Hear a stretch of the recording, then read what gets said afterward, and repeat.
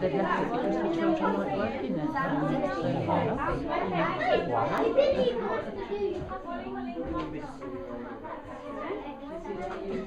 I think the idea behind a lot of this stems from the point of looking at the child first.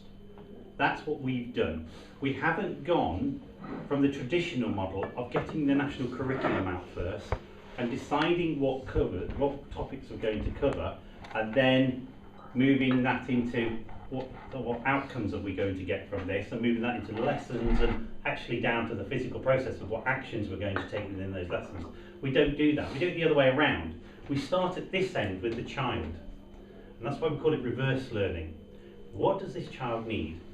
Okay, what actions does this child need to succeed and for them to grow in the ever-changing world that we've got now? Then we start looking at content, and then finally we put a curriculum together. So we did it completely the opposite way around. So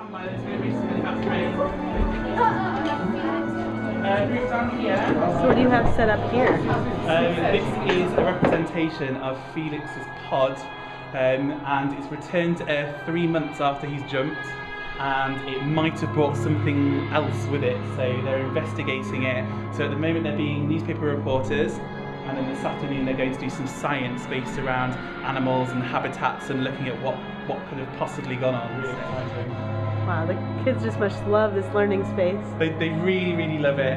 Every day is new, every day they walk through the door and gasp at something that's gone on. So really good. So we do have reverse learning, as I've already talked about with you, and I'm going to talk a little bit more about that later. Immersive learning, which you've seen in the classrooms, taking a child, putting them into an environment, or taking a child from a classroom and putting them out into an environment. This morning we've been doing some science work, and we've been looking at seed dispersal, and we've looked at the different methods of dispersing seeds from the plant. Now they're going to show me their understanding, and they can choose whichever method they want. They can use iPad, they can use drama, they can use musical instruments as you can hear, or they can paint, whatever they want to do, just to show me their understanding. Challenge-based learning, and that, I don't know if you noticed that when you went into classrooms, everything had a purpose. Everything we were doing was an outcome. And that's really important to us, really important. Everything is based around an outcome. There's nothing that goes off in this school without there being a reason for doing it. What's your role? I have property manager. And what does that mean?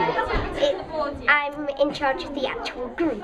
Wow. So what roles did you have? First time. Oh my goodness, the first one. Yes. Wow. What were your roles before? I've been the predictor. I had to predict.